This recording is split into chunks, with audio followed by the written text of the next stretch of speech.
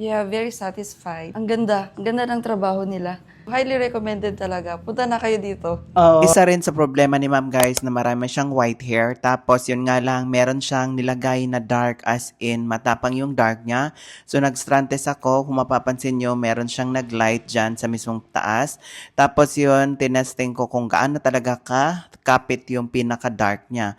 So eto guys, ito lang yung kinaya ng dark niya. So ito yung sinasabi ko sa inyo na once na merong dark na nilagay sa client natin, so kailangan itetest muna natin para hindi talaga sayang lagas natin kakababad sa hair nila and then hindi lang din naman masunod yung gusto nila. Tapos yun, dito kasi sa strand test, dito tayo mag-adjust kung ano ba talaga ang mga pwede lang na ilagay na hair color sa client. Dahil kahit may gusto sila, tapos yung hair nila is yun lang din talaga yung kaya. So, yun lang talaga ang i-explain natin na hanggang dun lang. So, since na ang gusto kasi ni ma'am is hindi siya as in totally light, so yun in-explain ko sa kanya na makuha din naman natin yung gusto niyang color na hindi siya as in totally light. Tapos, gusto niya lang talaga na meron siyang changes sa color niya dahil totally sobrang dark talaga. And then, gusto niya talaga maiba yung color. So, yun yung before at ito yung pinaka-after. Then yung after guys, grabe, ang ganda ng pinagkaiba talaga. Tapos eto guys, hindi na siya as in obvious na yung white hair pag humaba na. So nag-blend talaga yung pinaka-white hair. Tapos yun, meron na siyang lowlights and highlights na fashion color na talagang sobrang napakaganda naman talaga yung pinaka-outcome niya. Hindi na siya as in totally dark.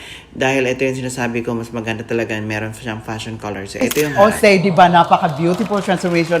Tingnan niyo naman yung outcome, guys. Grabe talaga. Umaga pa lang ito, gabi na talaga. So ito, guys, ginawan lang talaga natin ng paraan na talaga namang, ito yung sinasabi ko sa inyo, once na nag-DIY kayo, piliin nyo talaga yung mga trusted brand na yung talagang mabilis lang talaga matanggal. Dahil once na pag nagpasalon kayo, kung ang hawak sa inyo is talagang hindi kabisado yung hair nyo, as in talagang magkakaroon ng back job, so talagang magpa-consult muna kayo kung ano talagang mas better na gagawin sa hair nyo kung mag-DIY kayo.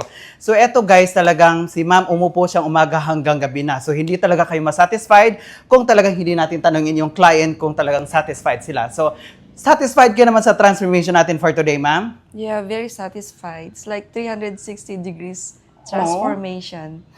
Ang ganda ng trabaho nila. Highly recommended. Diba? Yung mga taga-ibang bansa, kung punta pa kayo ng Manila, dito na lang kayo. So it's very recommended Dala na talaga. pasyal sa vegan. Pasyal lang and then Diba? dito na kayo magpaganda. Yes. So hindi mo talaga in-expect, ma'am, no? No. Kaya nga, di ba, nung tinanong kita, ma'am, ma'am, kasi yung hair mo need talagang i-test muna natin kasi sayang talagang oras, di ba? Naisip mo yung parang wala nang atang pag-asa yung hair ko. Oo naman.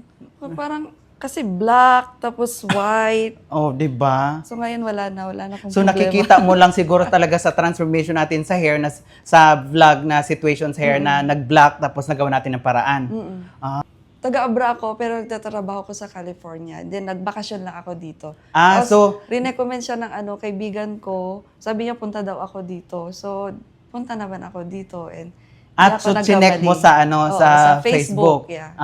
So nakikita mo naman yung same situation ng hair mo. Yeah, ganito yung mga nakikita ko sa vlog. Sa vlog mo.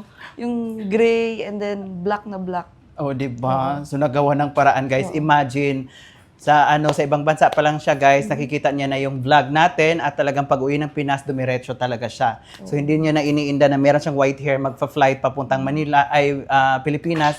So talagang inantay niya na magpa-hair color sa atin, di ba? Sobrang napakatapang ng niya, guys, yung black niya, pero ginawan ko lang talagang ng paraan hangga't makakaya ko na ma-change color. So ito yung tinatanong nyo, ilang oras ba talaga ang fashion color? So ito, hindi kami makapagbigay ng information na exact hours dyan sa Facebook dahil ito, guys, estimate lang siya 5 to 6 hours. So 6 to 7 hours pataas talaga yan. Depende sa hair nyo kung talagang matapang yung nilalagay nyo. Kailangan talaga meron tayong ilaan at yung sinasabi ko sa inyo na wag basta-basta isabay nyo yung lakad nyo yung that day na magpasalon kayo. Dahil talagang malilate kayo or makancel nyo talaga yan. So before kayo may lakad, so kailangan magpaganda kayo. So, meron talagang paraan kung paano mag-blend sa mismong pinaka-routine. Dahil kung black na black kasi, ang magiging itsura sa routing niya is black and white. So, mas better talaga na ma-enhance yung color. 'Di ba? Sobrang napakaganda, guys. So, thank you so much, ma'am. Thank you. Highly recommended talaga. Punta na kayo dito. Oo.